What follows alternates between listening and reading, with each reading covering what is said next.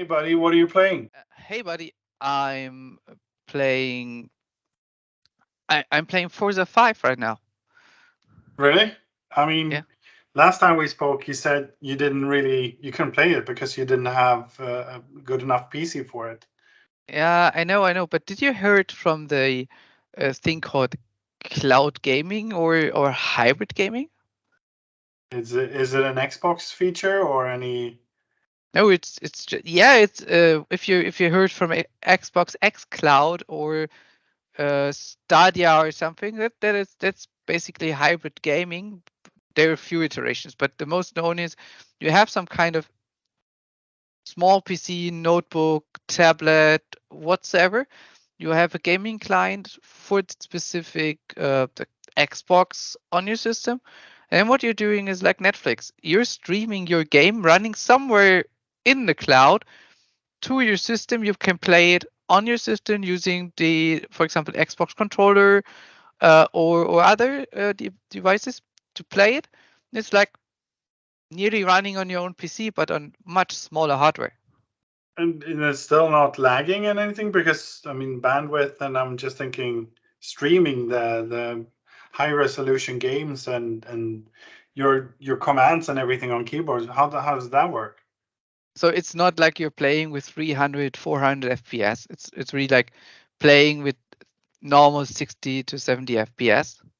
That's So, good. but it's still it's good to play, but it depends where you are. So when I'm on a low internet connection with 1 megabit or something, yeah, forget it. You cannot even Mm. stream Netflix or Uh, everything else.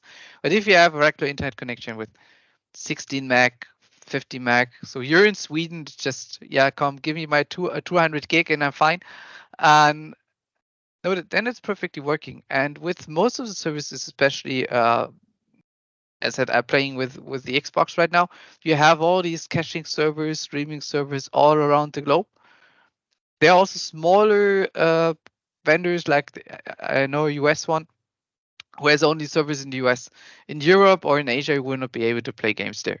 But for the friends in the US, perfectly fine. For us, maybe not that good, but especially with the larger ones like Microsoft, Google, or Amazon, that's perfectly fine. so what games can you play? Is it like connected to some? Is it through Game Pass or how do you access these games? It depends on what you're doing. So when you're going for a full software as a service, so you're just playing the game, do not own anything else, just the game. Then it's mostly with a subscription, and you can only play the games your provider has, like Microsoft. There you can play Joros, Forza, and a lot of others. Um, but it's not that you can play Call of Duty or World of Warcraft or something because it's not within their portfolio. Oh, okay. With EA, with the others, it could be totally different. The other approach is you're going to one of these providers like Azure, AWS, Google, Alibaba, hosting a machine with a graphic card in. Just spin it up when you need it, and you can install all your games and playing it also remotely using a remote desktop connection. That's also one thing I'm doing.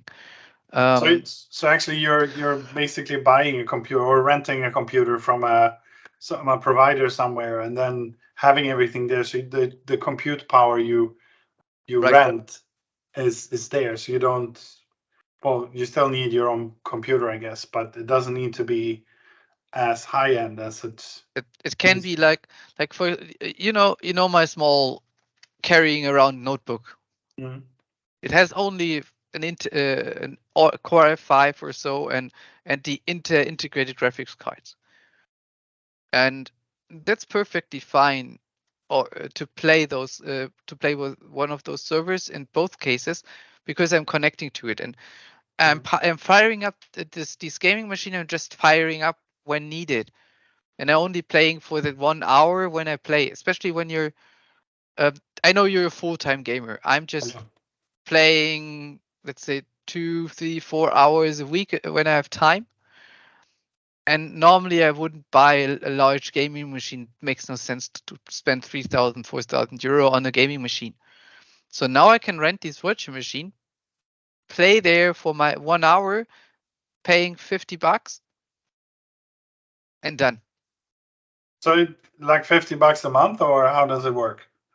It depends on the machine you deploy. Sometimes it's only a few euro per hour, maybe 10 euro per hour, maybe 2 euro per hour. Depends on the provider. We can put the price, a bit of pricing in the description, but it's really paid by hour your machine is online, and you have permanent storage. So if you're paying for the storage basically, but it's really pay I by would use, say, and you don't need to spend a high amount of money. And we still have the issue not getting cheap hardware.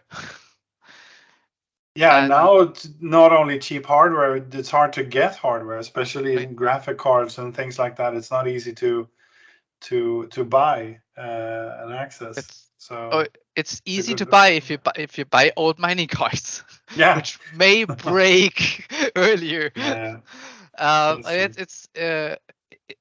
Or if you're in school, for example, and you or you're a student don't have that much money, but you want to play games, you may want to play newer games, then you can also go for the rental mode. For example, students are often getting uh, Azure subscriptions for free for 150 euros something, Mm. 130 bucks, and then you can just play for a few hours based on that subscription. And if you want to play more, then maybe spend a few euros. But it's not Yeah. that you need to have a high invest. No, and I mean, in that case, you can just scale your computer or the one that you're renting to the game that you're using, and I'm guessing it's scalable as well, so you can change and Yep. adapt. So for the smaller ones, you might go for, let's say you're playing Minecraft or something, then you maybe don't need a high-end PC, or maybe you do nowadays. It was a long time ago I played Yeah. Minecraft, but it's for the Well, lower end games, you could probably use a smaller one then. right. And also, if you, for example, want to be into game streaming, then you can also use the machine, for example, for rendering. So you do not need to have a heavy render system. And you can use it also for streaming purposes. Again, here a bit different when it comes to latency, but normally there are a lot of cloud providers now all over the place, so it only should work. Yeah, that are basically the two flavors you have. Go buy it as a software, get the games which are available, or hosting your own server, and then you can play whatever you want on that And system and just power it down. and in all honesty, I don't know how it is where you live, but I mean, in Sweden, if I buy a PC and I max it out, it's gonna cost me a ton of money. And I also know that within a year, it's going to be worth next to nothing. So the PC is worth zero on the aftermarket. So if you rent one, it could actually be an affordable option in that aspect. Because I mean, I'm just buying things and wasting it. If I would rent it, of course, I'm never going to own it, but it's not going to depreciate and it's not going to lose value, and it's a lower cost as well. If I would spend like 50 euro a month over a year, I mean that's 600 euros. So it's still like a third of, not even that, Yeah, maybe a fourth of how much I would spend on buying a gaming PC. right. And I said you could again back to our example with the students. Normally, every student has a small notebook, something to Yeah. carry around when he's in university or he or she is in university. That one can be also your gaming station. Put it onto a bigger screen, use a I'm game also controller, and I'm yep, also thinking, because it's I just came up with a cheat here. I mean, let's say you have a computer, which could even be a work computer or whatever. It's you know meant for that sort of purpose. They usually lock them down, so some certain things you can't install. You can't install games, or you can't stream games, or those sort of things they lock.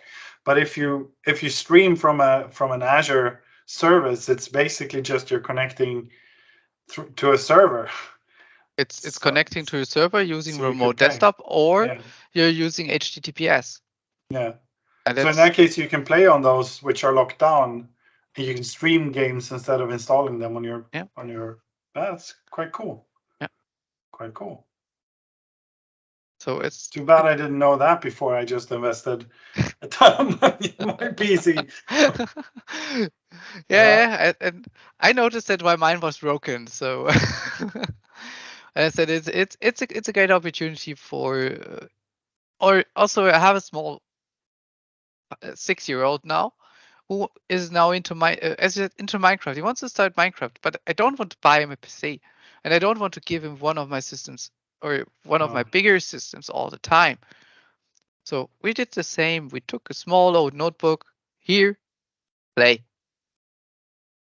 And it's also how you can bring kids into, or where you can start checking out games or checking things without a high invest in. Yeah, I guess, I mean, for kids in that sense, I know that, or at least I think I know that Minecraft you can play on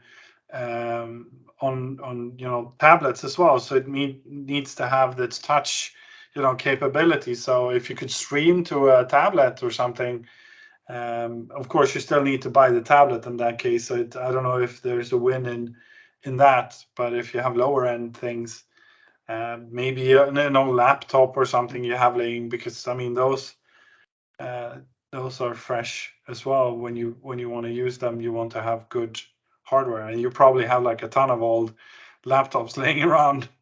Yeah. Yeah. There are a lot. Yeah. Also a few old servers. Yeah. So you can, instead of using it as bricks in the wall, you can use it for your kids can play games on them streaming. I'm living in Germany, so heating is pretty expensive now. Now you can also heat with the server. Maybe it's a bit louder, but with the energy prices and gas prices, it could be cheaper to heat with the server instead of a heater. No, my friend. Sorry, but we need to deepen that at another time. I need to finish my race. Yeah, same here. I need to go back to my game here. I'm playing Grounded, so I need to kill some spiders and survive another day. Then have a Have a great good day, spider buddy. killing. Bye. See you. Bye.